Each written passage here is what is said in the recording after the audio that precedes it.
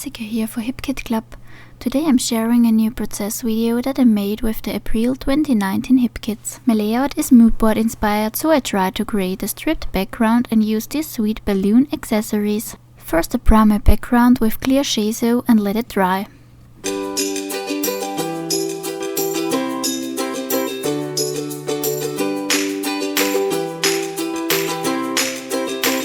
Next step, I mix water with Linda Stamp Gang Magicals from the color kit and draw strips on my background.